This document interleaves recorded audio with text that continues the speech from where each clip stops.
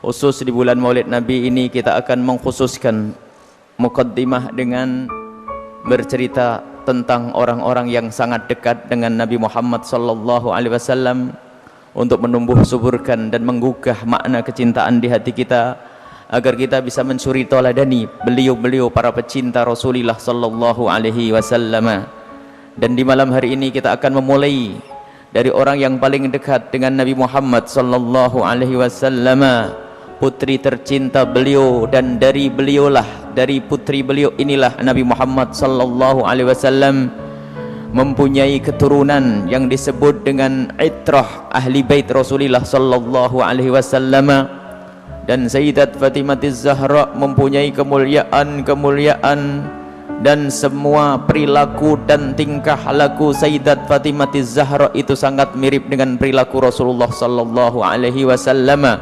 Akhlak beliau adalah akhlaknya Rasulullah, dan ini adalah tokoh yang sudah banyak dilupakan, atau mungkin banyak dari putri-putri kita yang tidak kenal Sayyidat Fatimah Az-Zahra kecuali namanya saja. Bahkan ada di antara putri kita mungkin yang tidak tahu kalau Siti Fatimah Zahra itu putrinya Rasulullah sallallahu alaihi wasallam. Maka perlu kita menghadirkan tokoh-tokoh yang semacam ini agar jadi contoh, kemudian menjadi idola, menjadi tokoh yang diutamakan, yang bakal ditiru oleh anak-anak kita. Sebab krisis suri toladan kita ini, krisis suri toladan, banyak anak-anaknya orang yang katanya pecinta Rasulullah, akan tapi putra-putrinya mengidolakan orang yang benci kepada Rasulullah atau yang dibenci oleh Rasulullah, mengidolakan orang yang tidak pernah sujud karena gambarnya sering terlihat di televisi dan lainnya. Ini adalah musibah akidah sebetulnya, bukan sekedar musibah akhlak, musibah akidah, karena iman itu di dalam hati-hati yang sudah rusak dengan hal-hal yang demikian itu, hati yang telah dirusak dengan mengutamakan sesuatu yang tidak diutamakan Allah, mencintai sesuatu yang tidak dicintai Allah, itu hakikatnya hilangnya iman. Dan begitulah musibah atau fitnah, tu'radul fitnatu 'alal qulubi kal hasir ya'udan 'udan. Jadi rusaknya hati yang mempunyai keimanan ini bukan spontan, perlahan, sedikit demi sedikit, seperti orang menyulam stiker. Jadi tidak langsung menutup hati, akan tapi sedikit demi sedikit. Pertama mengidolakan si A, mengidolakan si B, yang semuanya adalah jauh dari Nabi Muhammad SAW. Pada akhirnya nanti lupa kepada Nabi Muhammad, sehingga baju yang dicintai Rasulullah pun orang gengsi mengenakannya. Anak gadis yang katanya umat Nabi Muhammad hadir marhabanan barangkali, ternyata lebih senang dengan baju yang dibenci oleh Siti Fatimah Zahra. Baik, kita akan berbicara tentang Sayyidat Fatimah Az-Zahra. Beliau adalah putri Rasulullah sallallahu alaihi wasallam. Beliau adalah menemani Rasulullah sallallahu alaihi wasallam di awal-awal perjuangan beliau. Nabi Muhammad sallallahu alaihi wasallam senantiasa ditemani Sayyidat Fatimah Az-Zahra di saat memasuki perkampungan-perkampungan di kota Mekah. Sayyidat Fatimah Az-Zahra selalu menyertai Rasulullah sallallahu alaihi wasallam. Kedekatan Sayyidat Fatimah Az-Zahra tidak seperti putri-putri yang lainnya. Dan begitulah Allah menjadikan Sayyidat Fatimah Az-Zahra. Dan Sayyidat Fatimah Az-Zahra sangat dicintai oleh Rasulullah. Bahkan Nabi Muhammad waktu menghantarkan pernikahan Sayyidat Fatimah Az-Zahra, beliau berkata, Allahumma innaha minni wa inni minha.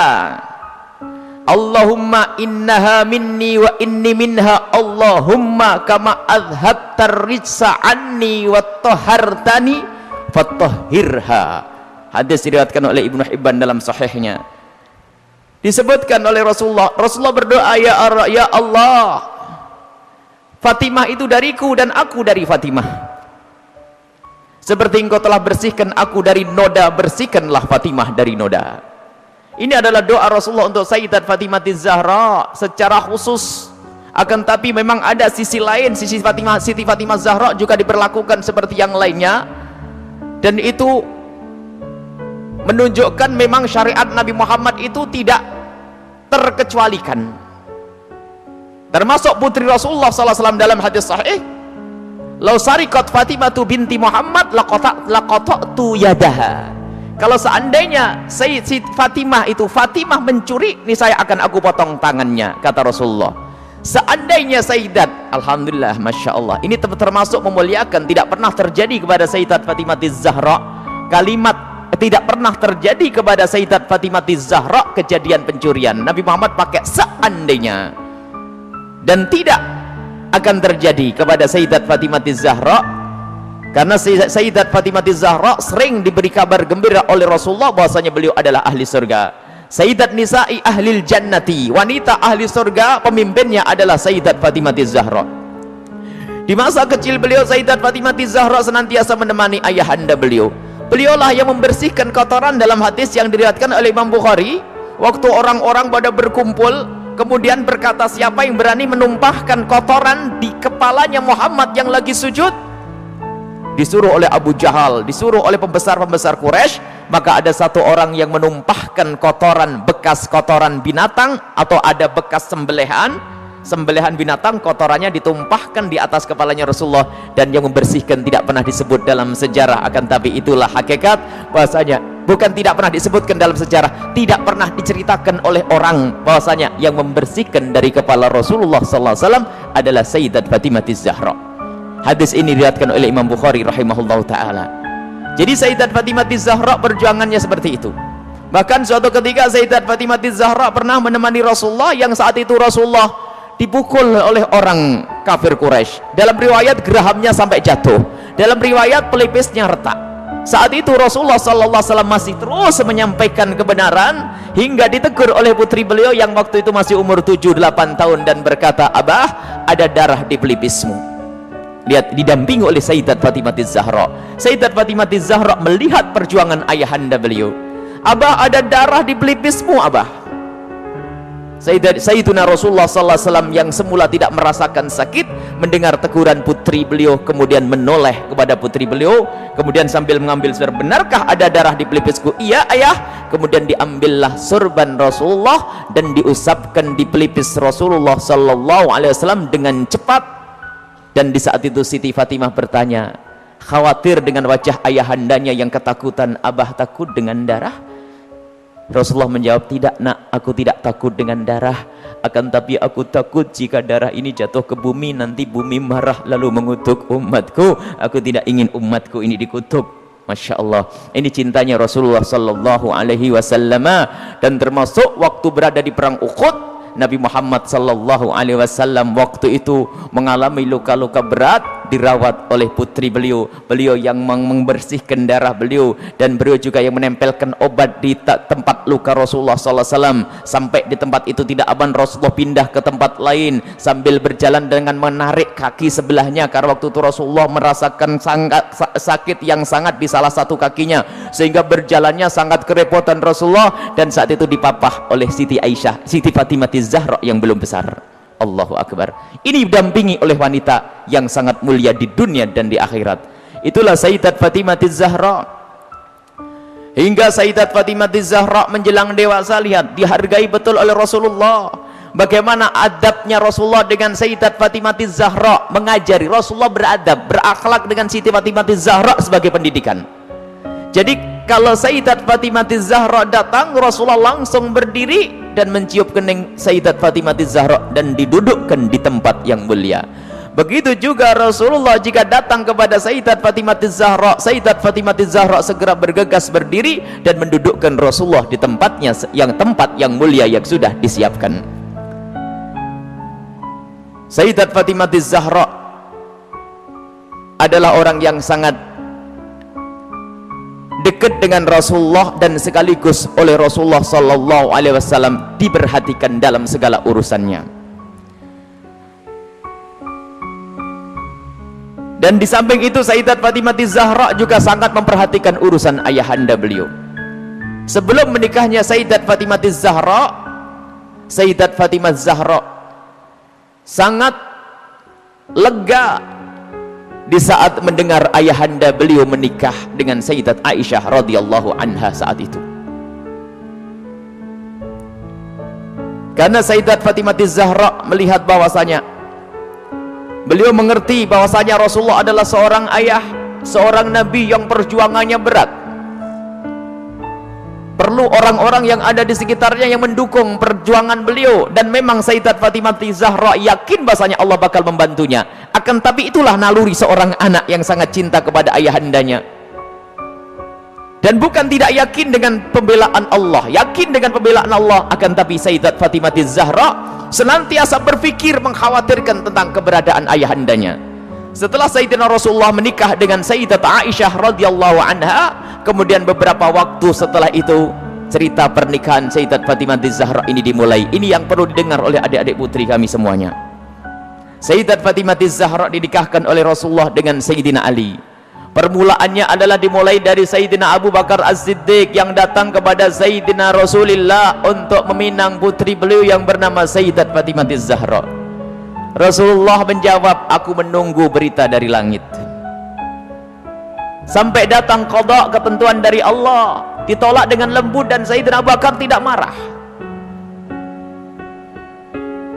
Sayyidina Abu Bakar tidak marah, ditolak karena memang belum waktunya, dan memang sudah diatur oleh Allah, nanti ada yang meminang pada waktunya, nanti orang yang sangat dicintai oleh Rasulullah, yang juga sangat mencintai Rasulullah. Bukan Sayyidina Abu Bakar tidak dicintai oleh Rasulullah, bukan Sayyidina Abu Bakar tidak pantas menjadi menantu Rasulullah, tidak.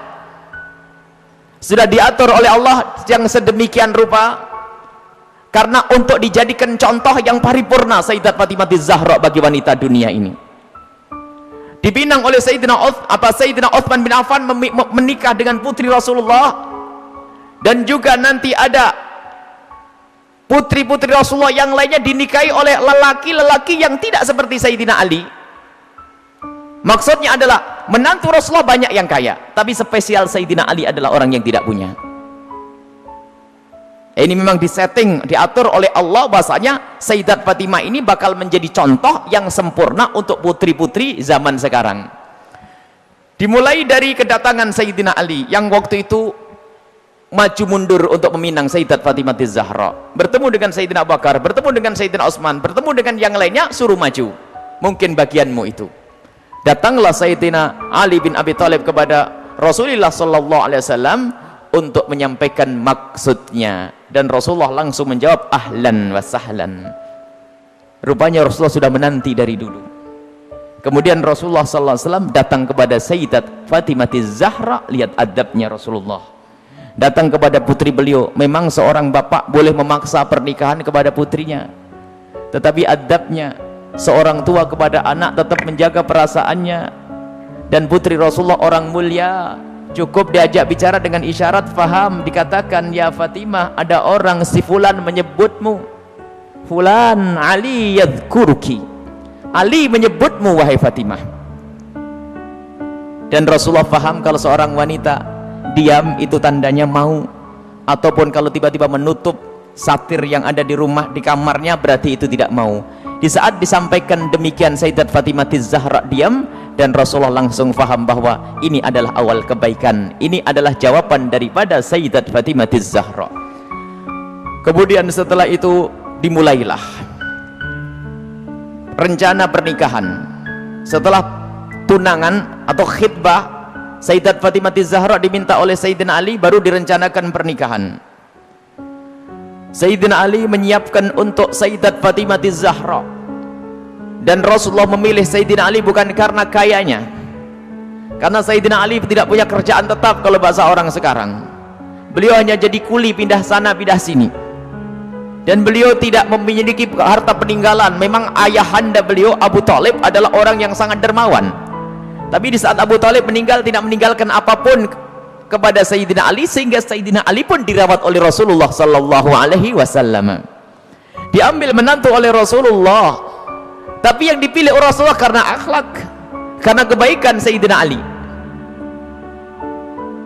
Dan setelah khitbah atau tunangan itu selesai, baru dipersiapkan pernikahan. Sayyidina Ali itu bingung, beliau tidak punya apa-apa. Lalu dihibur Rasulullah, jangan memaksakan itu semua. Lalu ada riwayat-riwayat tentang sebagai baik wanita adalah yang maharnya murah. Itu isyarat bahwasanya tidak banyak tuntutan untuk mahar untuk putri beliau, dan persiapannya tidak terlalu repot. sehingga Sayyidina Ali semakin yakin bahwasanya pernikahan ini akan segera terwujud dengan kesederhanaan. Lihat kesederhanaan pernikahan Sayyidat Fatimah Az-Zahra oleh Rasulullah dan Sayyidina Ali. Dipersiapkan rumah pengantin Sayyidat Fatimah Az-Zahra dengan sangat sederhana, hanya dengan pasir yang ditinggikan, kemudian hanya dengan tikar pelepah korma, kemudian selimut dari kain dari kulit binatang yang dilembutkan. Kemudian kulit binatang yang dilembutkan pun tidak mencukupi kalau digunakan untuk selimut. Kalau digunakan untuk menutup kepala, kaki terlihat. Digunakan untuk menutup kaki, kepala terlihat. Dan begitu sederhana pernikahannya Sayyidat Fatimah Az-Zahra. Kemudian bajunya Sayyidat Fatimah Az-Zahra disiapkan oleh Rasulullah dengan baju yang ditambal dengan 12 tambalan, diantaranya Rasulullah sendiri yang menambal. Sayyidat Fatimah Az-Zahra. Kemudian setelah terjadi pernikahan, Masya Allah, bergembiranya Rasulullah, dan kegembiraan Rasulullah ini dibarengi dengan doa-doa sampai Nabi Muhammad mengatakan, Allahumma innahuma ahabbun nasi ilaina fa'ahibbahuma wa barik lahuma wa fi naslihima. Berdoa Rasulullah untuk Sayyidat Fatimah Az-Zahra dengan Sayyidina Ali, ya Allah, sungguh aku mencintainya dan aku mencintai keduanya, dan berkailah keduanya dan berkailah keturunannya.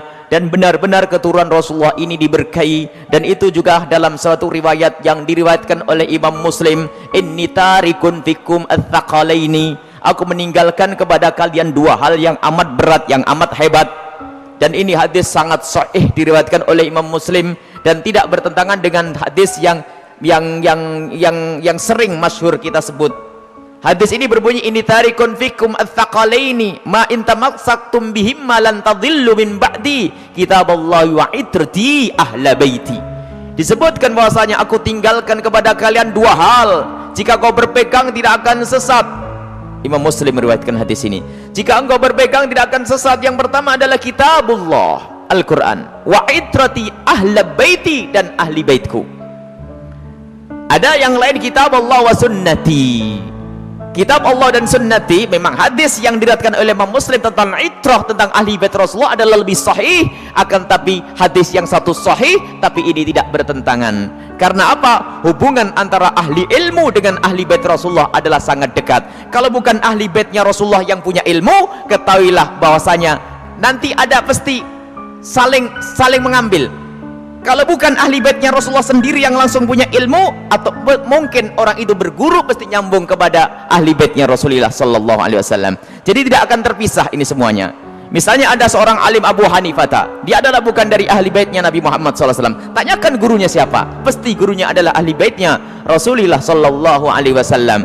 Jadi kitabullah wa sunnati dengan kitabullah wa itrati tidak terpisah. Tidak terpisah. Jadi saling mengambil ilmu. Nah, keberkahan ahli bait Rasulullah ini atas doa Rasulullah sallallahu alaihi wasallam. Sampai hari ini ulama-ulama, para juru-juru dakwah yang ada di penjuru negeri adalah banyak yang mereka itu adalah ahli bait Rasulullah, atau orang yang sambung ilmunya langsung kepada ahli bait Nabi Muhammad sallallahu alaihi wasallam. Dan setelah Sayyidat Fatimah Az-Zahra menikah dengan Sayyidina Ali, menjalani hidup dengan sangat sederhana. Fahamilah wahai adik-adik putriku yang kami cintai, lihat pernikahan wanita yang mulia. Dan di saat Sayyidat Fatimah Az-Zahra diberi oleh Rasulullah dengan baju yang sangat sederhana, itu bukan karena Rasulullah tidak punya baju. Ada sebagian orang berkata itu mah zaman dulu, karena belum ada baju. Oh tidak, Nabi Muhammad orang paling mulia zaman itu. Musuh pun segan, biarpun benci kepada Rasulullah, ngirim hadiah. Sehingga Nabi Muhammad mendapatkan baju-baju istimewa, baju-baju luar biasa. Sampai ada satu jenis baju afiriyah yang dikirim dari zaman, baju itu bersulam emas. Orang paling kaya di Indonesia nggak akan mampu membayarnya. Diberikan kepada Rasulullah, tapi tidak ditempelkan di badannya Sayyidat Fatimah Az-Zahra. Karena apa? Rasulullah tidak ingin mendidik putrinya dengan kesombongan. Itulah Rasulullah mendidik putri beliau Sayyidat Fatimah Az-Zahra. Dan di saat menjalani hidup beliau, Sayyidat Fatimah Az-Zahra dengan kesederhanaan, tidak terlalu banyak menuntut kepada Sayyidina Ali bin Abi Thalib. sampai beliau adalah menumbuk gandum dengan tangan beliau sendiri, sampai ditemukan tangan beliau itu adalah membengkak karena terlalu lama menumbuk gandum untuk suami beliau. Allah. Sampai suatu ketika mendengar kabar bahwasanya Rasulullah itu mendapatkan budak atau pembantu. Lalu Sayyidat Fatimah Az-Zahra mondar-mandir dengan Sayyidina Ali, datang ke rumah Rasulullah, balik lagi, datang ke rumah Rasulullah, balik lagi. Akhirnya Rasulullah curiga, kenapa kau kesini? Ada apa wahai Fatimah? Akhirnya berterus terang, ayah, aku mendengar engkau mendapatkan budak, barangkali kami bisa minta untuk bisa membantu di rumah kami. Subhanallah, dengan ayahnya masih sopan, padahal kalau kita kan minta langsung, Pak kasih saya satu, kan begitu. Rupanya adabnya Sayyidat Fatimah Az-Zahra dengan ayahanda beliau seperti itu. Apa jawab Rasulullah?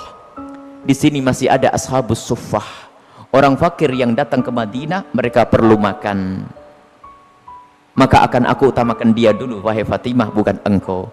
Jadi ini akan kami jual, aku berikan uangnya atau harganya, aku belikan makanan untuk membiayai orang yang ada di samping masjid yang tinggal untuk beribadah itu. Dan tidak dikasih Sayyidat Fatimah Az-Zahra. Lihat, tidak mementingkan anaknya, tapi mementingkan kepentingan umat. Itulah pemimpin yang sesungguhnya. Hingga setelah itu Rasulullah merasa kasihan. Allah. Didatangilah Sayyidat Fatimah Az-Zahra.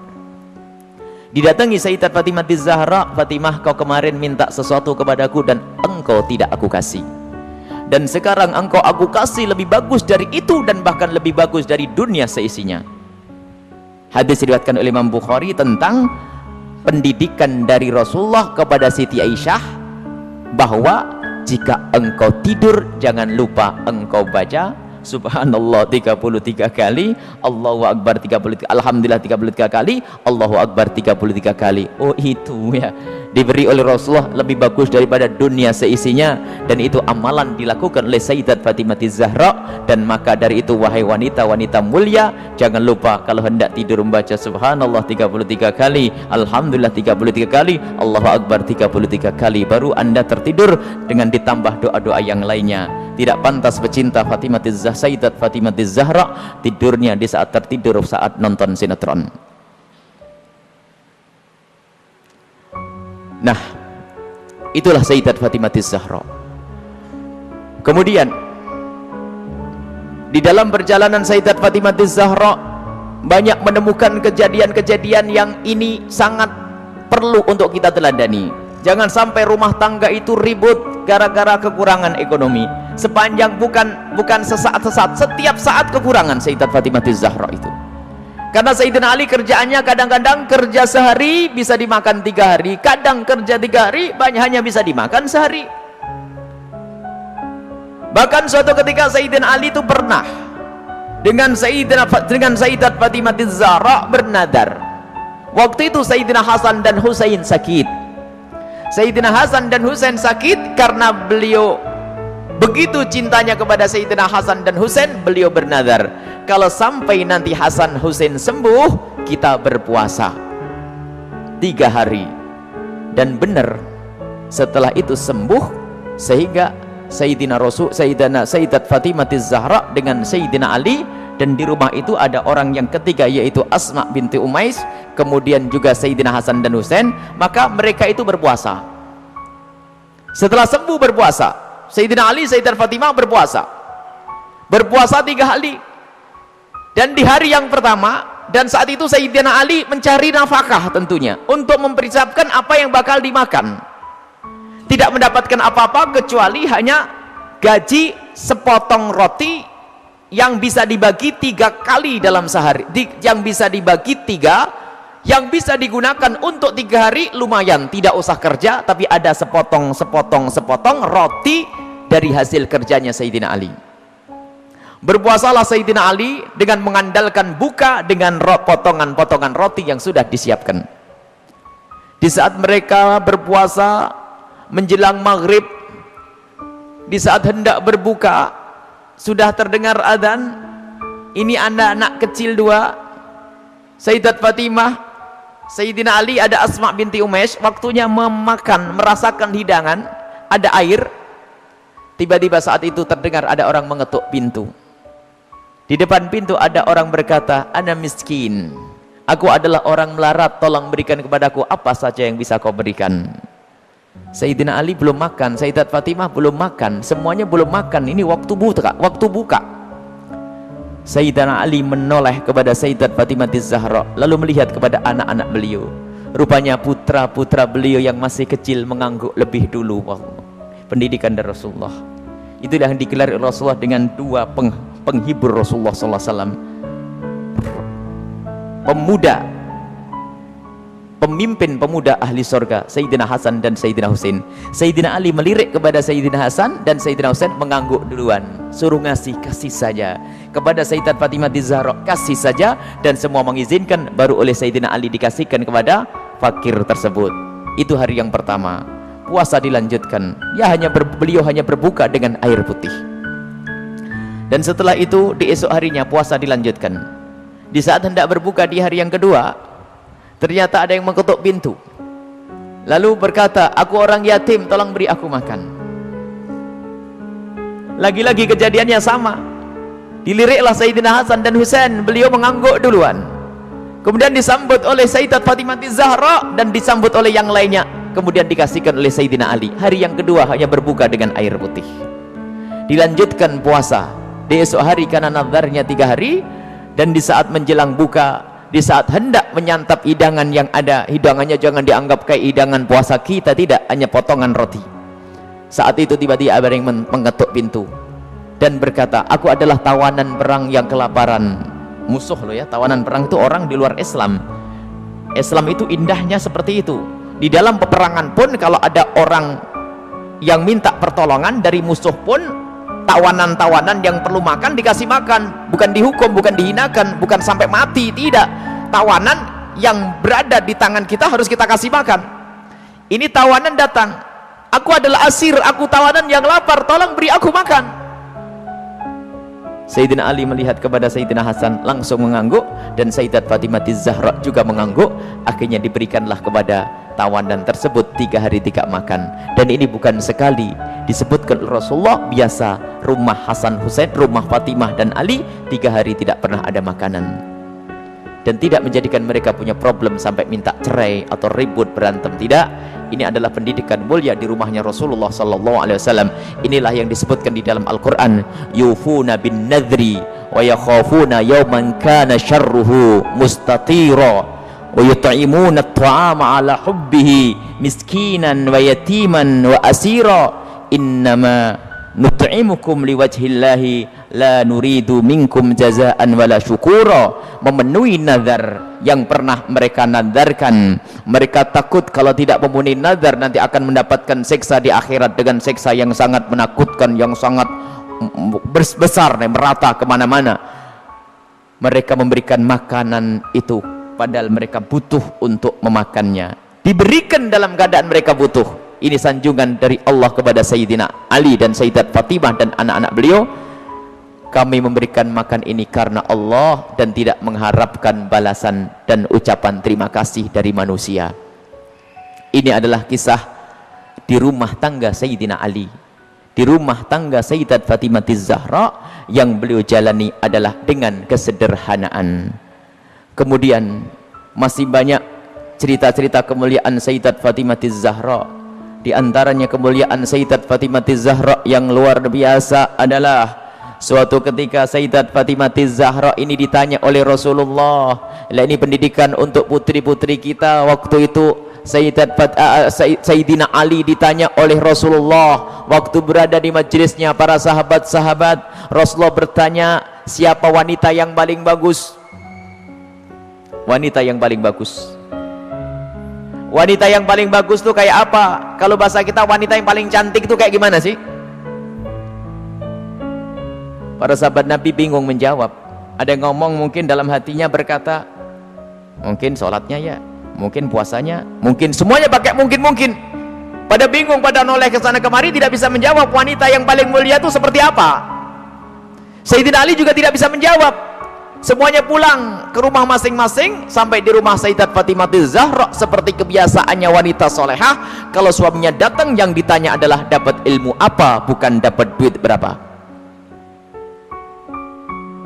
Sayyidat Fatimah Zahra bertanya, wahai suamiku, apa yang kau dapat dari ayahanda? Apa yang kau dapat hari ini dari Rasulullah? Lah ini kalimat yang harus dibiasakan oleh para istri tuh. Bang, dapat ilmu apa? Kan begitu. Sayyidina Ali menjawab, kami dapat banyak, cuman kami juga dapat pertanyaan yang kami semua tidak bisa menjawab. Pertanyaan apa? Wanita yang paling mulia itu seperti apa? Wanita yang mulia itu seperti apa? Dijawab oleh Siti Fatimah Zahra, aku yang punya jawabannya. Apa? Dibisikkanlah di telinga Sayyidina Ali. Seketika itu wajah Sayyidina Ali berbinar-binar senang, wajahnya berseri-seri, mata berbinar-binar. Aku menemukan jawaban, pasti aku nanti bakal dibanggakan oleh Rasulullah karena sudah punya jawaban. Di esok harinya ketemu lagi dengan Rasulullah. Siapa yang sudah punya jawaban? Para sahabat Nabi masih bingung. Tiba-tiba Sayyidina Ali berkata, kami punya jawaban ya Rasulullah. Siapa wanita yang paling bagus? Dijawab, wanita paling bagus adalah yang tidak pernah melihat laki-laki dan tidak pernah dilihat laki-laki. Rasulullah paham siapa yang ngasih tahu. Siapa yang ngasih tahu? Sayyidina Ali malu. Yang ngasih tahu tentu orang yang paling dekat denganmu ya Rasulullah, Sayyidat Fatimah Zahra, yang membisikkan bahwasanya wanita mulia adalah yang tidak pernah melihat laki-laki dan yang tidak pernah dilihat laki-laki. Maknanya apa? Bukan tidak melihat seperti ini, maknanya apa? Kalau dilihat laki-laki nggak senang, dan kalau ada laki-laki tidak penasaran siapa itu, oh hidungnya, oh bukan itu rendah. Dan wanita mulia adalah di saat dilihat laki-laki itu merasa tidak nyaman, bukan malah goyang pinggulnya yang dientahkannya. Ini wanita-wanita rendah, malu kalau dilihat. Kalau merasa ada laki-laki memperhatikan, merasa risih, itu iman di dalam hatinya, itu kemuliaan, itu wanita mulia. Itu maksudnya, bukan lalu menutup, tak boleh dilihat, aku harus di kamar saja. Bukan, keluar dengan cara yang wajar, dengan mahram, dengan kelombongan wanita, dan danannya tidak pamer, yang sederhana. Akan tapi lihat, di saat diperhatikan laki-laki merasa risih hatinya. Kalau semua yang ada di tempat ini merasa seperti itu, itulah pecinta Sayyidat Fatimah yang sesungguhnya. Sekarang rusak zaman, wanita keluar semuanya pengen pamer apa yang ia miliki. Sudah begitu ngaku, aku pengikut Rasulullah, aku sering hadir marhabanan maulid Nabi, ribuan manusia yang datang, aku insya Allah dapat syafaatnya Rasulullah. Tapi nggak nyambung dengan Sayyidat Fatimah Zahra. Jadi kita harus berusaha untuk menjadikan diri para wanita-wanita ini merasa tidak nyaman, tidak senang kalau tubuhnya diperhatikan oleh kaum pria. Ini iman, itu kemuliaan. Jadi tidak nyaman, dan itu ada sifat-sifat semacam ini. Ada merasa risih, ada yang masya Allah kalau sudah diperhatikan merasa, waduh wajahnya mulai putih kuning hijau tuh.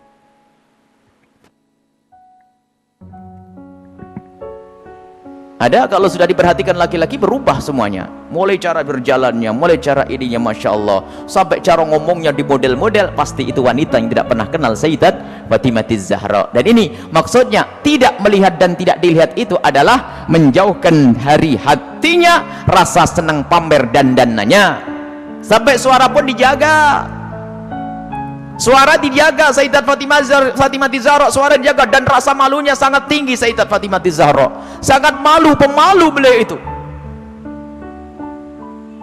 Pernah suatu ketika berada di teras rumah, bukan di teras karena rumah jangan dianggap kayak rumah kita, sebab rumah Rasulullah dengan Sayyidat Fatimah Zahra kalau digambarkan, kalau Masjid Nabawi ini segede ini dulu tuh, Masjid Nabawi kurang lebihnya seperti ini, seperti Masjid Taqwa ini sebelum dikembangkan. Jadi rumah Rasulullah itu, rumah Sayyidat Fatimah Zahra ada 5x5 di situ. Seberangnya ada rumahnya Sayyidi Aisyah, di belakangnya ada rumahnya Sayyidah Saudah. Kemudian nanti istri Rasulullah yang lainnya ada dijajar begitu. Jangan dianggap rumahnya di kampung sana, di kota sini, bukan. Jadi rumahnya hanya kecil-kecil begitu. Sehingga ada fitnah yang pernah disebar bahwasanya Siti Fatimah Zahra pernah ditendang Sayyidina Umar bin Khattab. Ini kan fitnah pada Sayyidina Umar. Memangnya nggak ada yang denger yang lainnya? Kecil kecil begini, kalau sampai Siti Fatimah sampai jerit-jerit nangis pasti kedengaran. Ada ya sekelompok orang yang berdusta mengatakan Siti Fatimah Zahra meninggal karena dipukul oleh Sayyidina Umar bin Khattab, perutnya sampai keluar. Ini lucu cerita ini, dipikir rumahnya itu di kampung sana ya, kampung sini, bukan. Itu loh rumah Siti Fatimah, kalau ada di sekitar masjid ini, mepet 5 kali 5, 4 kali 3, rumahnya itu rumah dipikir rumah kayak apa begitu, bukan. Jadi rumah Rasulullah dan semua keluarganya itu kalau dikumpulkan hanya 200 meter. Allah. Dan sangat sederhana. Lah itulah, suatu ketika Sayyidat Fatimah Zahra berada di depan kamar, di depan rumah bersama Asma binti Umais. Asma binti Umais itu adalah bekas istrinya Ja'far At-Tayyar. Di saat itu ada jenazah yang lewat. Dan di saat ada jenazah yang lewat, tiba-tiba Siti Fatimah menangis. Dan menangisnya nggak kira-kira, sampai Asma ketakutan. Kenapa wahai binti Rasulillah, wahai putri Rasulullah, engkau menangis seperti itu, ada apa? Kenapa engkau menangis? Baru setelah reda bisa menjawab, aku menangis, aku nanti pasti akan mati. Tentu engkau akan mati. Bukan masalah kematian, tetapi aku tidak ingin nanti seperti itu. Kenapa dia? Lihat, semua orang yang meninggal akan diperlakukan seperti itu, dibungkus dengan kain kafan, lalu diangkat di kepalanya manusia, lekuk-lekuk tubuhnya terlihat. Alangkah malunya aku nanti jika aku mati, lalu diangkat di atas kepala manusia, lalu lekuk-lekuk tubuhku terlihat. Oh, mikir lekuk tubuhnya, subhanallah. Setelah mati itu yang digambarkan, bukan waktu hidup. Ini ngaku pecinta Fatimah Zahra, ngaku pecinta Sayyidat Fatimah Zahra, tidak pernah merasa risih lekuk tubuhnya dilihat orang. Jadi Siti Fatimah Zahra itu merasa malu kalau nanti dilihat setelah meninggal. Lalu Asma bercerita, wahai Fatimah, waktu aku di Habasyah, aku melihat ada orang itu, kalau ada orang meninggal itu dibuatkan satu kotak, kemudian mayat dimasukkan ke dalam kotak, kemudian ditutup pelepah korma sehingga tidak kelihatan itu. Kalau bahasa kita keranda. Mendengar jawaban seperti itu, Sayyidat Fatimah Zahra sangat senang dan menyambut dengan kegembiraan. Asma, aku berwasiat, kalau aku mati nanti tolong dibuatkan aku seperti itu. Dan akhirnya setelah Sayyidat Fatimah Zahra meninggal, Asma sendiri yang membuat untuk Sayyidat Fatimah Zahra. Dan inilah di dalam sejarah disebutkan bahwa pertama kali orang pakai keranda di dalam Islam adalah Sayyidat Fatimah Zahra. Bukan masalah pertamanya, tapi kita harus tahu maksudnya apa. Ini loh yang penting. Maksudnya adalah menjaga kehormatan. Padahal juga nggak apa-apa orang mati kelihatan auratnya pun tidak dosa. Orang meninggal tidak ditanya lagi oleh Allah, akan tapi rasa malunya Sayyidat Fatimah Zahra sampai menghantarkan beliau untuk berwasiat kalau meninggal nanti agar dibuatkan yang demikian ini. Dan termasuk wasiat yang lainnya apa? Agar dikubur di malam hari. Tidak ingin, masih ingin, takut kalau dilihat oleh orang. Inilah Sayyidat Fatimah Zahra. Jadi rasa malunya luar biasa, dan ini pendidikan dari Rasulullah SAW. Memang kita harus banyak mencontoh beliau. Rasa malu ini mahal. Kalau sudah malu ini dicabut dari seseorang, maka semuanya akan dilakukan dari keharaman. Rasa malu ini kemuliaan, malu yang sesungguhnya, malu kepada Allah, malu kita melakukan kemaksiatan, dan malunya seorang wanita itu adalah kemuliaan. Siti Fatimah adalah suri toladannya. Subhanallah. Dan memang karena kita tidak pernah mendengar, maka kita tidak pernah berpikir kisah-kisah semacam ini. Ini adalah Siti Fatimah, dan rasa malunya luar biasa. Kemudian di samping ini banyak di antara kisah Sayyidat Fatimah Zahra.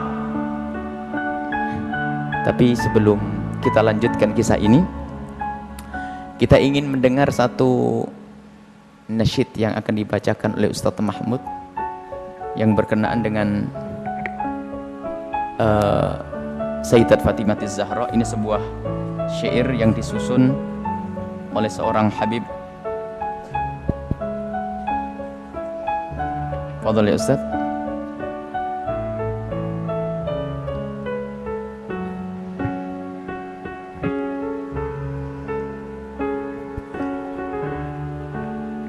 اللهم صل وسلم على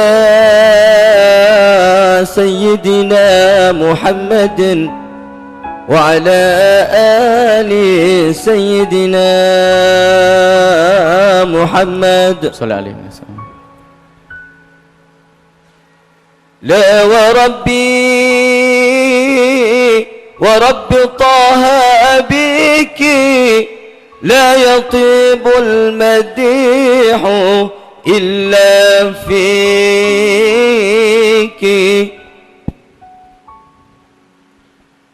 لا ورب طه بك لا يطيب المديح إلا فيك.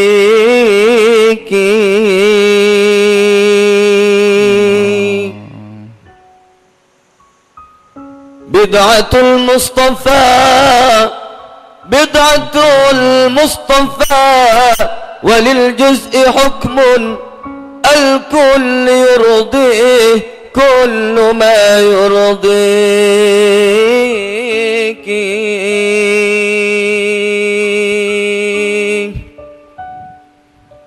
فلذة منه في المشاعر والإحساس يؤذيه كل ما يؤذيك.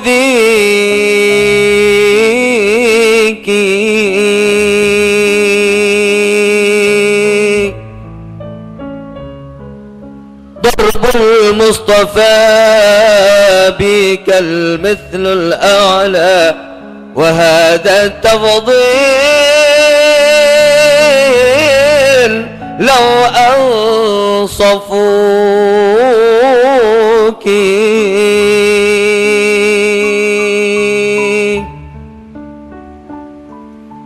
قد قضى الله أن يتم بكم نورا هداه بالرغم من شأنك.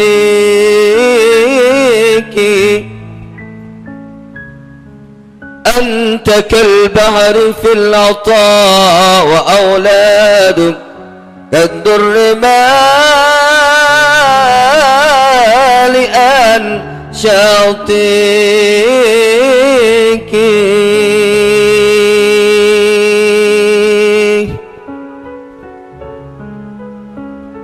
وسلام عليك في كل حين يتغشاك من لدن باريك.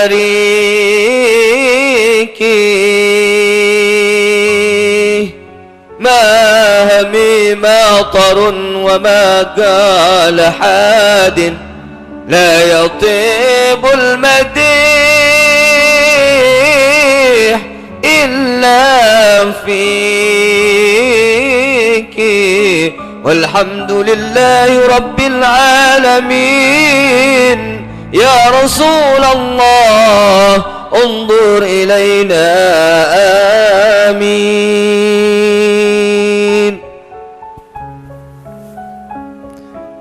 Masya Allah, itu syair tentang Sayyidat Fatimah Az-Zahra.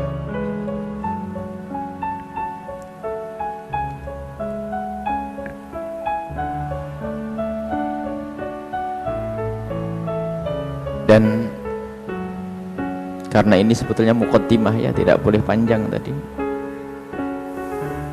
Muqaddimah akan kami akhiri waktu Rasulullah sallallahu alaihi wasallam menjelang keberangkatan beliau atau kepergian beliau, wafat beliau. Saat itu Rasulullah sallallahu alaihi wasallam merasakan sakit yang sangat. Kedatangan Sayyidat Fatimah Az-Zahra.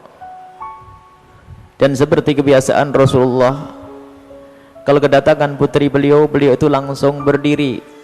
Dan beliau lupa bahwasanya beliau itu lagi sakit dan lagi lemah fisik beliau. Sehingga melihat wajah Sayyidat Fatimah Az-Zahra bergegas, Nabi Muhammad ingin berdiri tapi tidak mampu. Ingin berdiri lagi dan tidak mampu, ingin berdiri lagi dan tidak mampu. Kemudian Sayyidat Fatimah bergegas mempercepat langkah hingga sampai kepada Rasulullah, tidak usah berdiri ayah. Kemudian Sayyidat Fatimah Zahra mencium keningnya Rasulullah sallallahu alaihi wasallam. Dan setelah itu Sayyidah Fatimah Zahra agak menjauh dari Rasulullah karena waktu itu ada yang menjaga.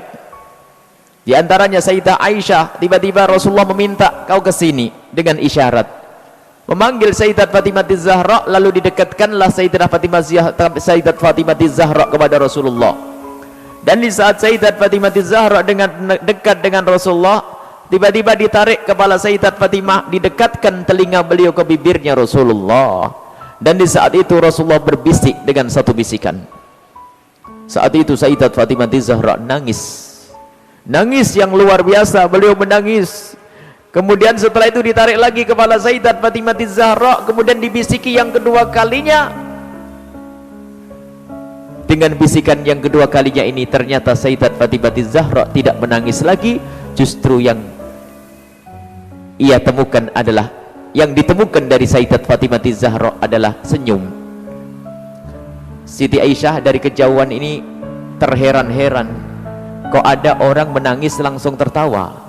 Sehingga setelah itu ditanya, "Fatimah, aku lihat engkau tadi menangis bareng dengan tertawa. Rasulullah ngomong apa?"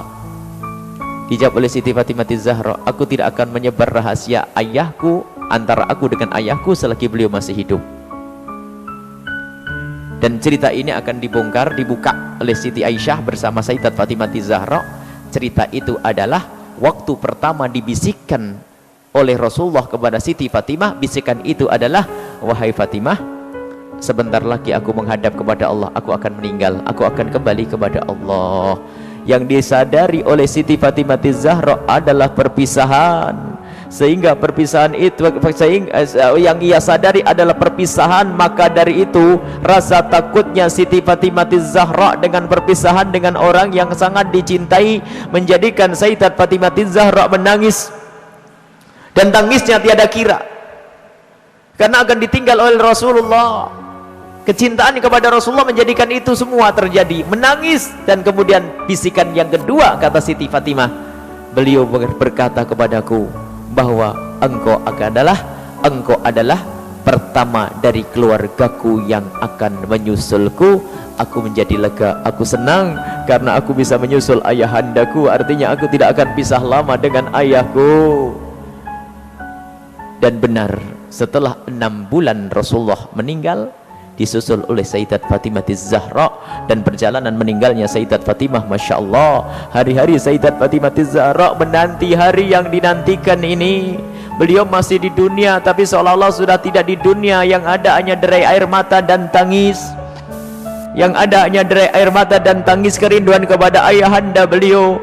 Terngiang-ngiang di telinganya janji ayahandanya, "Engkau adalah orang pertama kali yang bakal menyusulku." Tapi hari itu dirasakan lama oleh Sayyidat Fatimah Zahra. Waktu 6 bulan dirasakan lama sekali. Ingin segera bertemu kembali dengan ayahanda beliau. Dan Sayyidat Fatimah Zahra setiap disaksikan oleh Sayyidina Ali dan Asma binti Umais adalah dengan derai air mata. Sehingga tertampaklah fisik Sayyidat Fatimah Zahra berubah, semakin lemah dan semakin lemah. Orang mengatakan Sayyidat Fatimah Zahra sakit, padahal beliau tidak sakit. Itu adalah kerinduan kepada ayahanda beliau. Duduk bersama Sayyidina Ali karramallahu wajhah. Dan di saat duduk dengan Sayyidina Ali, beliau berkata, "Sepertinya waktuku sudah dekat, wahai suamiku." Dan aku, dijawab Sayyidina Ali, "Engkau tidak pernah punya kesalahan kepadaku, wahai putri Rasulullah." "Baiklah wahai suamiku, aku akan berwasiat, tolong jalankan wasiatku." "Baik wahai putri Rasulullah, wasiat apa yang harus aku sampaikan?" Waktu itu Sayyidah Fatimah Zahra berwasiat, "Aku wasiat kepadamu 3 hal. Yang pertama adalah nikahilah Umamah.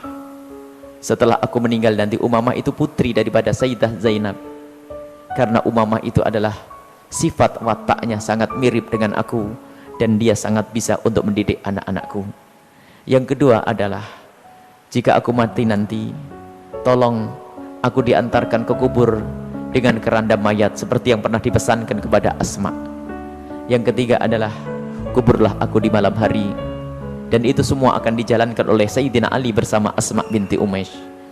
Kemudian setelah itu tangis selalu mengiringi perjalanan Sayyidat Fatimah Zahra, duka yang amat dalam. Akan tapi beliau adalah orang yang dididik oleh Rasulullah. Dukanya bukan karena meninggalnya Rasulullah, sudah berubah. Dukanya karena rindu kepada Rasulullah. Semula waktu Nabi Muhammad meninggal, Sayyidat Fatimah Zahra menangisnya karena ditinggal oleh Rasulullah. Tapi setelah itu berubah tangis Sayyidat Fatimah Zahra karena ingin bertemu dengan Nabi Muhammad SAW. Dan sudah pada waktu yang sudah sangat dekat, Sayyidat Fatimah Zahra merasakan sakit yang sangat. Tapi sakitnya laki-laki, sakit kerinduan, sehingga berpesan kepada Asma, engkau di luar saja Asma. Hasan Husain di mana? Lagi ke masjid. Baiklah, kau tunggu di luar, aku akan membaca Al-Quran. Kalau sudah nanti engkau tidak bisa mendengar, kalau sudah tidak ada Quran terdengar, itulah waktuku. Sayyidat Asma berada di depan sambil nunggu kepulangan Sayyidina Hasan dan Husain. Beliau tidak menyadari omongan Sayyidat Fatimah tadi, hanya mendengar tapi kurang bisa menyadari. Setelah beberapa waktu tiba-tiba sudah tidak terdengar, baru sadar tadi Siti Fatimah ngomong kalau sudah tidak terdengar suara Al-Quran, berarti waktu itu adalah waktuku. Sayyidat Asma baru sadar, gemeteran beliau masuk ke kamar Sayyidat Fatimah Zahra, dan Sayyidat Fatimah Zahra sudah menyusul Rasulullah sallallahu alaihi wasallam. Yang ada di dalam yang bisa dilakukan oleh Sayyidat Asma hanya menangis, dan tangisnya Sayyidat Fatimah Zahra tidak sekedar kepergian Sayyidat Fatimah Zahra, bukan hanya karena kepergian Sayyidat Fatimah Zahra. Sayyidah Asma binti Umaysh berpikir, bagaimana aku menghadapi dua cucu Rasulullah sallallahu alaihi wasallam. Dipikir kecintaan kepada ahli bait Nabi Muhammad SAW. Aku harus ngomong apa dengan Hasan Husain? Bingung Sayyidat Fatimah Zahra, pintu masih ditutup. Bingung Asma binti Umaysh, pintu masih ditutup. Ditutuplah Sayyidat Fatimah dengan kain, kemudian Sayyidat Asma keluar. Dan di saat Sayyidat Asma keluar, berada di depan pintu, bingung. Dia berusaha menutup, menghapus air matanya, akan tapi tetap saja keluar, menghapus air matanya keluar. Tiba-tiba dua anak kecil datang dan melihat Asma seperti itu. Sayyidina Hasan dan Husain berhadap-hadapan nih. Pendidikan dari Rasulullah, berhadap-hadapan, sadar ada sesuatu yang tidak beres, ada yang nggak beres di rumah. Berhadap-hadapan Sayyidina Hasan dan Husain, anak kecil, tiba-tiba rangkulan sampai menangis, belum dikasih tahu sudah paham. Itulah sambung hatinya cucu Rasulullah dengan ibundanya dan dengan Rasulullah sallallahu alaihi wasallam. Asma tidak bisa menahan itu semua, kemudian dirangkul dan dibawa ke dalam, dan sampai di dalam mencium kening Sayyidat Fatimah Zahra. Itulah yang terjadi di dalam rumah pecinta-pecinta Rasulullah sallallahu alaihi wasallam. Dan setelah itu Sayyidina Ali datang, yang malah Sayyidina Ali sendiri. Ada riwayat yang tidak benar, Siti Fatimah berpesan agar tidak dimandikan. Itu tidak benar, itu berlebihan. Siti Fatimah, ada yang mengatakan Siti Fatimah meninggal tidak dimandikan karena tidak ingin auratnya dilihat oleh orang. Itu riwayat tidak benar. Siti Fatimah dimandikan, yang memandikan adalah Sayyidina Ali karramallahu wajhah. Dan kemudian setelah itu Sayyidina Fatimah Zahra dihantarkan ke kubur dengan cara seperti yang telah dipesankan oleh beliau, memenuhi wasiat dari Sayyidat Fatimah Zahra. Ini adalah sekelumit daripada yang bisa kita ambil dari putri Rasulullah sallallahu alaihi wasallam. Yang perlu digarisbawahi apa? Kenapa Sayyidat Fatimah Zahra dicintai oleh Rasulullah? Bukan karena putrinya saja. Sebab kalau urusan putri, yang lain juga putrinya Rasulullah. Sayyidah Zainab, Sayyidah yang lain. Tapi kenapa Sayyidat Fatimah Zahra mendapatkan ini semuanya? Karena ada kelebihan akhlaknya yang sangat luar biasa. Pertama, kecintaannya kepada Rasulullah melebihi daripada yang lainnya, sehingga mendapatkan balasan dari Rasulullah yang lebih. Yang kedua, lihat akhlaknya, rasa malunya yang tinggi kepada Rasulullah, rasa malunya yang tinggi. Kemudian di samping itu pengabdiannya yang luar biasa. Ini yang menjadikan Rasulullah cinta kepada Sayyidat Fatimah Zahra. Dan juga Sayyidat Fatimah Zahra adalah orang yang sangat dekat dengan Rasulullah, bukan saja dekat di dalam pergaulannya, akan tapi memang senantiasa ini balas-balasan masalah kecintaan, sampai digelari Ummu Abiha. Ummu Abiha, ibu dari ayahnya, begitu dekatnya. Sifat-sifat Sayyidah Khadijah Al-Kubra turun kepada Sayyidat Fatimah Zahra, sehingga waktu Sayyidat yang paling berduga adalah Ummi Kulthum. Sayyidah Ummi Kulthum karena apa? Menemukan bahasanya figur ibuku ada di Sayyidat Fatimah Zahra, figur ibuku ada di kakakku Fatimah Zahra, tapi setelah itu sudah tidak ada. Inilah Sayyidat Fatimah Zahra yang harus kita suri teladani. Mari kita semua banyak membaca sejarah tentang Siti Fatimah Zahra, bagaimana pengabdian beliau kepada suami beliau yang Masya Allah luar biasa, kepada Sayyidina Ali tidak pernah merepotkan. Dan kemudian sisi lain, memang itu tugas juga para kaum pria untuk memuliakan wanita. Sayyidina Ali sangat memuliakan istri beliau. Di dalam rumah tangga beliau, Sayyidina Ali sangat menganggap Sayyidat Fatimah Zahra. Bahkan Sayyidina Ali itu tidak pernah mengatakan satu pendapat kecuali pertama, engkau senang atau tidak. Dalam riwayat seperti itu. Subhanallah, suami itu begitu, bukan sok harus begini, aku yang berpendapat. Jadi menghargai wanita itu juga memupuk hati seorang wanita ini agar bisa terbimbing, karena Nabi Muhammad sudah menggambarkan wanita itu adalah seperti tulang rusuk, bengkok, bukan bengkok fisiknya, semuanya bengkok, akan tapi maknanya adalah dia itu berbeda, punya watak dengan kaum laki-laki, maka harus ada kesesuaian di sini. Jadi saling melengkapi. Seorang suami kalau menemukan istrinya keras, harus sabar. Ini adalah pendidikan lain dalam hal ini. Dan kalau kita mencontoh apa yang ada di dalam rumah tangga Sayyidina Ali dengan Sayyidat Fatimah Zahra, luar biasa. Dan di saat Sayyidina Ali dalam peperangan, di saat di rumah, di saat melakukan ibadah, Masya Allah, bagaimana ibadahnya Sayyidina Ali diladeni oleh Sayyidat Fatimah Zahra. Bahkan pernah Siti Fatimah itu melakukan satu kesalahan, minta maaf semalam, berkali-kali minta maaf kepada Sayyidina Ali, lalu laporan kepada ayahanda, ayah semalam aku punya masalah dengan suamiku sampai aku meminta maaf, akhirnya aku dimaafkan. Rasulullah menjawab, kalau seandainya Ali tidak memaafkanmu, aku pun tidak akan memaafkan. Allah. Seorang bapak yang bijak memihak kepada kebenaran, bukan memihak kepada putri beliau. Tapi inilah Sayyidat Fatimah Zahra yang mendapatkan jaminan atau kabar gembira dari Rasulullah bahwasanya beliau adalah ahli surga. Ini saja insya Allah, semoga ini menjadi bekal kita untuk semakin kenal kepada Siti Fatimah Zahra.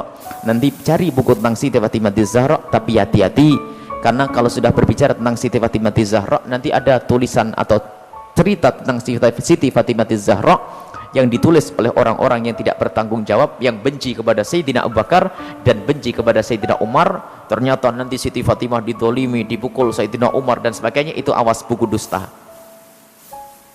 buku dusta, sampai keguguran Siti Fatimah Zahra. Dan sengaja kami hadirkan untuk membendung juga akidah yang tidak benar, yang mengangkat Siti Fatimah tinggi-tinggi tapi merendahkan Sayyidina Abu Bakar As-Siddiq dan Sayyidina Umar Ibn Khattab. Inilah perayaan Maulid Nabi kita pada malam hari ini, untuk kenal dengan Siti Fatimah Zahra. Karena waktu ya, Bismillahirrahmanirrahim. Alhamdulillahirabbil alamin. Allahumma shalli ala sayyidina Muhammad wa ali sayyidina Muhammad. Allahumma arhamna wa la tu'adzibna wansurna wa la takhdhulna wa afina wa la tumritna wa akrimna wa la tuhinna wa athirna wa la tuthir alaina innaka ala kulli syai'in qadir. Allahumma ya Allah yang menyaksikan kami saat ini, ya Allah, ya Allah yang melihat hati kami, ya Allah, kami bisa berucap ya Allah, kami bisa bertutur kata ya Allah, akan tapi ya Allah yang tahu hati kami hanya Engkau ya Allah, ya Allah, ya Allah. Jauhkan kami dari pandai bertutur kata tapi tidak bisa mengamalkannya. Ya Allah, sesuaikan apa yang kami sabarkan dengan hati kami ya Allah. Saat ini kami berbicara tentang kecintaan kepada kekasihmu Nabi Muhammad. Kami mendengar tentang kecintaan kepada kekasihmu Nabi Muhammad, tapi kami takut ya Allah, jika itu semua tidak ada di hati kami. Wahai Dat yang menciptakan cinta, berikan kepada hati kami kecintaan yang sesungguhnya, agar kami bisa mencintaimu ya Allah, agar kami bisa mencintai kekasihmu Nabi Muhammad, agar kami bisa mencintai semua yang dicintai kekasihmu Nabi Muhammad, agar kami bisa mencintai ahli bait kekasihmu Nabi Muhammad, agar kami bisa mencintai sahabat kekasihmu Nabi Muhammad. Ya Allah, ya Allah, ya Allah yang maha pengasih, ya Allah yang maha penyayang, bantulah kami untuk semakin semakin dekat kepada kekasih-Mu Nabi Muhammad. Jauhkan kami dari sebab-sebab kebencian kami kepada sahabat, kepada kekasih-Mu Nabi Muhammad.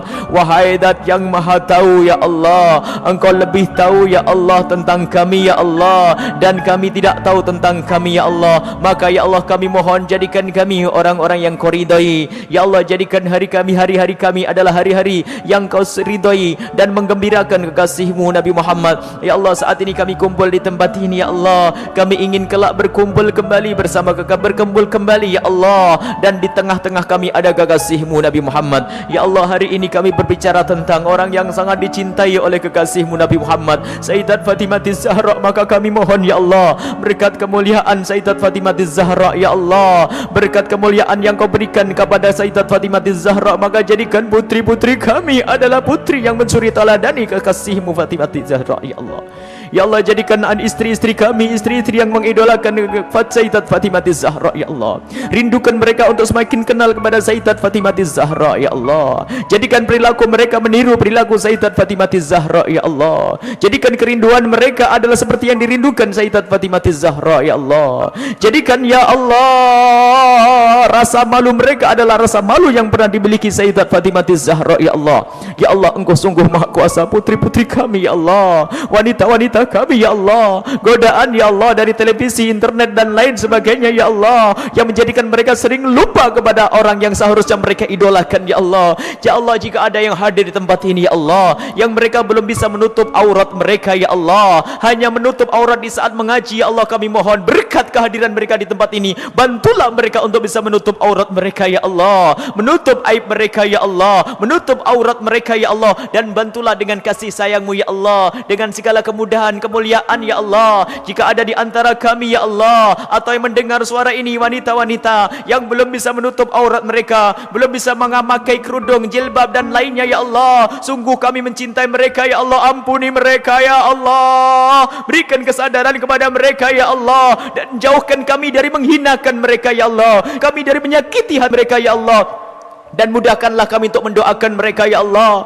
Jangan sampai mata kami memandang mereka dengan picik ya Allah, akan tapi jadikan hati kami memandang mereka dengan hati yang penuh kasih ya Allah. Kami mohon ya Allah, berikan bimbingan kepada anak-anak kami, putri-putri kami, wanita-wanita kami yang belum menutup aurat ya Allah. Mudahkan mereka untuk menutup aurat mereka ya Allah. Ya Allah, kami tidak ingin mereka Kau hinakan kelak gara-gara aurat yang mereka buka ya Allah. Siapapun yang hadir di tempat ini ya Allah, jika ada di antara mereka ya Allah yang belum peduli urusan ini, berikan ya Allah ke hati mereka kesadaran yang sesungguhnya, dan jangan sampai di antara mereka saling merendahkan ya Allah. Ya Allah, ya Allah, merendahkan adalah kejelekan hati ya Allah. Kami tidak ingin hati kami kotor, dan jauhkan kami dari berprasangka buruk ya Allah kepada sesama kami ya Allah. Ya Allah, berprasangka buruk ya Allah, akan tapi mudahkan hati kami untuk memaafkan kepada sesama kami, dan ya Allah, tutuplah ya Allah aib sesama kami dari mata kami ya Allah,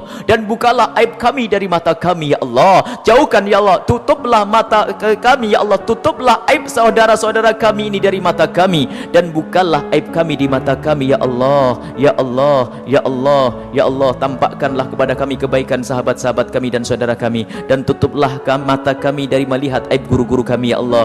Kami takut tidak mencintai lagi ya Allah. Bertambahkan kecintaan kami kepada guru-guru kami ya Allah. Ya Allah, berikan kemudahan segala urusan kami ya Allah. Ampuni dosa orang tua kami, dan ampuni dosa guru-guru kami, ampuni dosa orang tua kami, ampuni dosa guru-guru kami ya Allah, ampuni dosa orang tua kami, dan ampuni dosa guru-guru kami ya Allah. Kami yang hadir di tempat ini adalah hamba-hamba-Mu ya Allah. Ampuni mereka semua punya hajat ya Allah, hajat mereka amat banyak ya Allah, hajat mereka amat banyak ya Allah. Maka kabulkan hajat mereka. Ada di antara mereka yang ingin menikah, maka mudahkan mereka untuk mendapatkan pasangan orang yang Kau cintai, yang Kau muliakan, yang menjadikan sebab mereka mulia di dunia dan di akhirat. Ada di antara mereka belum punya keturunan, maka berikan kepada mereka keturunan ya Allah, anak yang soleh-solehah yang bakal dibanggakan oleh kekasih-Mu Nabi Muhammad. Ada di antara mereka yang hidup dalam rumah tangganya kurang indah ya Allah, berkat kekasih-Mu Nabi Muhammad, berkat Sayyidat Fatimah Zahra ya Allah, maka ya Allah berikan keindahan dalam rumah tangga mereka ya Allah. Ada di antara mereka yang rezekinya sempit, lapangkan ya Allah. Ada di antara mereka yang punya hutang ya Allah, maka mudahkan mereka untuk bayar hutang mereka.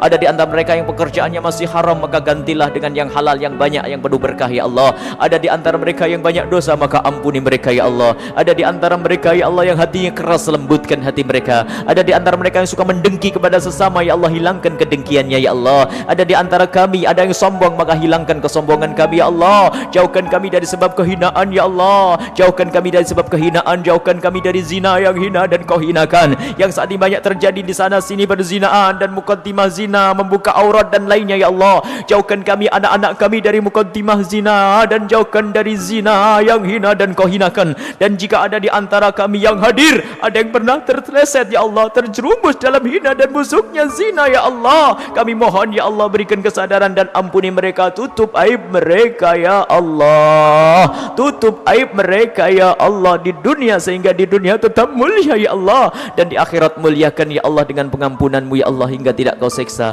ya Allah. Ya Allah, mudahkan segala urusan kami, lapangkan rezeki kami, jika ada yang sakit sembuhkan ya Allah, panjangkan umur kami dalam ketaatan serta sehat walafiat. Dan di saat engkau hendak mencabut nyawa kami kelak, cabutlah nyawa kami dalam keadaan iman, dalam keadaan kau ridha pada kami ya Allah, dan jadikan kami ahli istiqamah ya Allah. Ya Allah, ya Allah, kami mohon jika ada yang hadir di tempat ini ya Allah, yang merasa tersakiti hatinya oleh kalimat-kalimat kami, maka muliakan mereka, angkat derajat mereka, dan ampuni kami, dan berikan kepada kami semua husnul khotimah, mati dalam keadaan iman, iman, iman.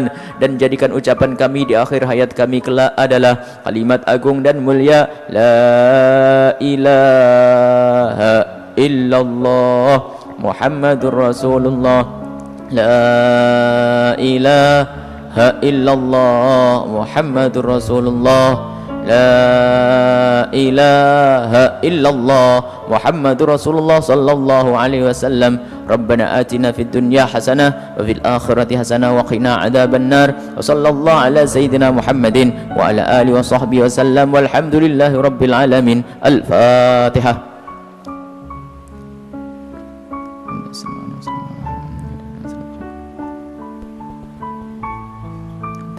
Terima kasih. Mohon maaf dan mohon doa selalu. Wabillahi taufik hidayah. Wassalamualaikum warahmatullahi wabarakatuh.